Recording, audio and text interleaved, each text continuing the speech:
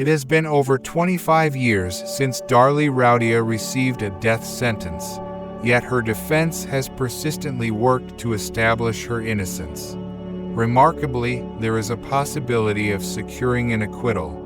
Now at 52, Darlie no longer resembles the glamorous beauty she once was, adorned with platinum hair, impeccable makeup, and chic diamond jewelry a quarter of a century ago. Her long brown hair often appears tousled, accentuating her broad cheekbones and expressive bright brown eyes. Despite her incarceration, she maintains a commendable appearance for her age, diligently engaging in daily workouts within her cell. Unwaveringly, she vocalizes her innocence. Visitors, including friends, relatives, lawyers, and journalists, continue to frequent her. The latter group seems to have scrutinized her as thoroughly as experts study the Hermitage's renowned exhibit, Da Vinci's Madonna Benoit. Darlie's narrative, delivered in a sweet, soothing voice, details the hundreds of supportive letters she has received, her prison job crafting baby blankets, and her persistent disbelief at her continued incarceration. "Why is this happening to me?" she laments with tears in her eyes. "Why is it so challenging for people to recognize the truth that I am innocent?" The perfect family. Darlie Lynn Routier, born in 1970, crossed paths with her husband Darren in the late 1980s. Darren, a prosperous businessman, effortlessly provided for the family, allowing Darlie to forego employment. The Routiers projected an image of happiness and success with their upscale home in an affluent Rowlett, Texas neighborhood, an exorbitantly priced Jaguar, and a $24 yacht. While some perceived the Routiers as affluent, their financial reality included multiple loans totaling nearly $30,000, and Darren's company faced adversity, experiencing a significant twofold decrease in turnover in the past year. Tragedy called. On June 6, 1996, Darlie Routier contacted emergency services to report a heinous attack on her two sons, 5-year-old Damon and 6-year-old Devin. Upon the police's arrival, they discovered both boys lifeless, while Darlie herself sustained injuries and was urgently transported to the hospital in critical condition. Remarkably, the medical professionals later affirmed Routier's miraculous survival. Despite an extensive search of the neighborhood, law enforcement failed to locate the assailant or any discernible traces. Upon Darlie's recovery of consciousness, she was questioned about the incident. Struggling with the stress, she confessed an inability to recall specific details, but managed to provide a general description of the attacker, mentioning characteristics such as a black t-shirt, black pants, and a black baseball cap. How it all happened. According to Darlie, she drifted into sleep with her sons on the living room couch while watching TV. Meanwhile, her husband and 7-month-old son, Drake, slumbered on the second floor, completely oblivious to any disturbances during the incident. In the course of the night, Darlie rose to use the bathroom. Upon her return, she was confronted by a knife-wielding man standing over her sons. Without hesitation, Routier sprang into action, engaging in a brief struggle. However, she found herself on the floor after the altercation, and the assailant, relinquishing the knife, hastily fled through the door leading to the garage. After recovering, Darlie seized the knife, fearing a potential return of the perpetrator, and promptly called the police. Throughout their response, she remained on the phone, diligently following the dispatcher's guidance in an attempt to save her sons' lives. Oddities in the case. During the police's scrutiny of the residence for evidence, it immediately struck the officers that there was no apparent intruder present. Indeed, the house displayed no indications of unauthorized entry, except for a few fingerprints. In the garage, which served as a potential entry point for the assailant, a broken window was discovered along with an unidentified person's print. However, a layer of dust on the window sill suggested that the area had remained undisturbed for an extended period.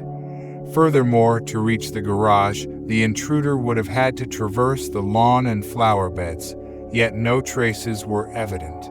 Despite the peculiar evidence, notably a blood-stained sock found 75 meters from the Routhier residence, the police ceased to regard the mother as a victim early in the investigation. Cemetery party. The police hesitated to apprehend Darlie until they discovered her decision to organize a birthday party in commemoration of Devon's 7th birthday held posthumously. Witnesses reported that, as Darlie scattered confetti around the grave and sang "Happy Birthday," she appeared to be smiling and laughing. However, overlooked by many, she and her husband later spent an extended period in tears at the graves of their children after capturing the footage. He was really looking forward to his 7th birthday. I did it to honor his memory and fulfill his last wish, as he is no longer with us. I don't understand why I was attacked back then. What would you do if you lost 2 children? Darlie explained her actions afterward. Considering Darlie's apparent lack of interest in the children during her hospitalization, the entire situation raised suspicions. 4 days later, on June 18, Routhier was arrested and charged with murder. The trial. During the trial, the prosecution depicted Darlie as a mother who sought to eliminate her 2 young boys because she preferred indulging in upscale parties and discos over fulfilling her parental responsibilities.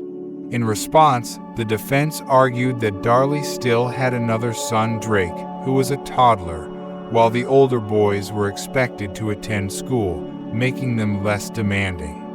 Additionally, the family employed a nanny, suggesting that Darlie Routhier's circumstances were not challenging in any significant way. As part of their case, the prosecution presented a video of the Routhier family celebrating Devon's birthday at the cemetery. Interestingly, the jury only saw a portion of the video, as at the conclusion Darlie cried and requested the camera be turned off. Subsequently, some jurors, upon learning about this and other details, began to feel that the prosecutor may have manipulated a guilty verdict by repeatedly replaying footage of Darlie joyfully throwing confetti on her son's grave, omitting the later emotional breakdown. Other interesting details. The police overlooked numerous crucial facts, including 1. 2 unidentified prints went unexamined, one in the garage and another on the table, the latter bearing traces of blood. 2. The murder weapon used on Devon was absent from the crime scene, leading to Darlie being accused solely of Damon's killing. 3. The prosecution dismissed a neighbor's testimony who witnessed an unknown black car leaving the Routhier house on the night of the crime, with a man standing beside it. 4. Law enforcement altered items within the house while photographing the crime scene and withheld about half of these pictures from the Routhier defense. 5. The jury was not presented with a report detailing the wounds Darlie sustained on June 6, 1996. 6. Darren's testimony, wherein he claimed to have observed Darlie earnestly tending to Damon's wounds, asserting the child was still alive when paramedics arrived, was completely disregarded by the court. 7. The prosecutor asserted that Routhier committed the crime for insurance purposes, as Devon and Damon were insured for $10,000. However, Darlie's youngest son, Drake, was insured for $800,000 and survived. Additionally, financial statements revealed Darren's firm had an annual profit exceeding $100,000, challenging the portrayal of financial hardship. 8. Darlie's alleged inability to physically discard the sock found nearby was questioned, as she was on the phone throughout the incident. The phone, incidentally, contained not only Devon and Damon's blood, but also traces of DNA from an unidentified person. 9. Despite the compelling evidence presented by the prosecution, such as small blood drops on Darlie's clothes indicating close proximity to the killer at the time of the crime, significant discrepancies and overlooked details raised doubts about her guilt. The second critical aspect involves the medical staff's observation that, while in the hospital, Routhier displayed a notable lack of interest in the well-being of her children, including her youngest son, let alone her spouse. When she regained consciousness after surgery, she inquired only about her own survival, testified one of the nurses overseeing Routhier to the court. Ultimately, Darlie was convicted of first-degree murder and handed a death sentence, vehemently maintaining her innocence. I'm innocent. Following her conviction, Darlie enlisted a new attorney who meticulously reviewed the court records, identifying numerous errors. Upon appealing her conviction, a Texas court proposed Routhier a life sentence if she admitted to killing her children. Unyielding, Darlie rejected the offer. Interestingly, just hours before the scheduled appeal hearing, the judge unexpectedly dismissed the appeal, preserving the original sentence. The attorney attempted to publicize the full video from the cemetery, depicting Darlie's tearful moments at her son's grave, but the efforts yielded no tangible results. Subsequently, Darlie's lawyer sought to redirect attention from his client, suggesting her husband, Darren, as a potential suspect. This revelation uncovered an unexpected detail. A mere week before the incident, Darren had taken out a $50,000 life insurance policy on Darlie. The seemingly coincidental timing appeared highly suspicious and presented a potential motive. The killer's father.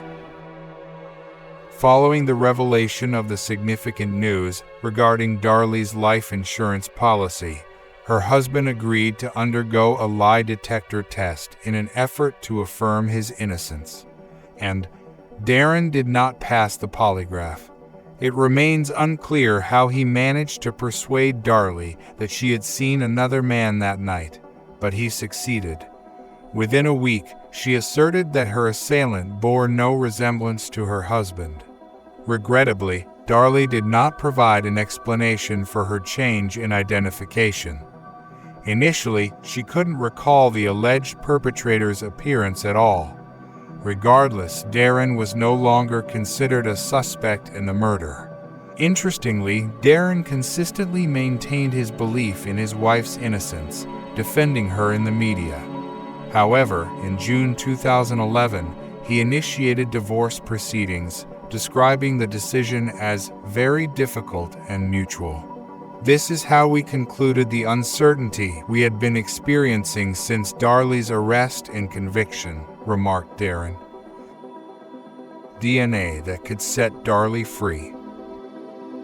In 1999, Barbara Davis authored a book on this story titled Precious Angels, presenting numerous arguments to support the assertion that Darlie indeed killed her children. However, the narrative took a turn when the author received an anonymous tip from the Dawes office, supposedly suggesting evidence of Darlie's innocence. The tip revolved around photographs indicating the rearrangement of items during the crime scene documentation, potentially explaining why some photos were withheld from the defense. Barbara, having conversations with several jurors who, upon discovering additional details, began to believe in Darlie's innocence, experienced a profound sense of remorse. Driven to rectify the situation, she redirected all the proceeds from the book sales to the Routhier family. In April 2021, the Innocence Project, a non-profit legal organization, obtained permission to further scrutinize a sock found near Darlie's home to extract the unidentified person's DNA. They also intend to investigate 2 unknown prints. The Innocence Project has committed to covering all the testing expenses and anticipates that the lab analysis may identify the DNA of the mysterious individual associated with the sock. This development hints at a potential unexpected twist in the case. Considering the evolving nature of the evidence and ongoing legal inquiries, the question of Darlie Routier's guilt or innocence remains open-ended, awaiting further examination and analysis. I hope you liked this story. Please don't forget to leave a comment sharing with your thoughts below. Give a thumbs up this video and remember to hit that subscribe button to stay tuned for more captivating stories. Thank you for joining us on this remarkable journey, and we'll see you in the next video.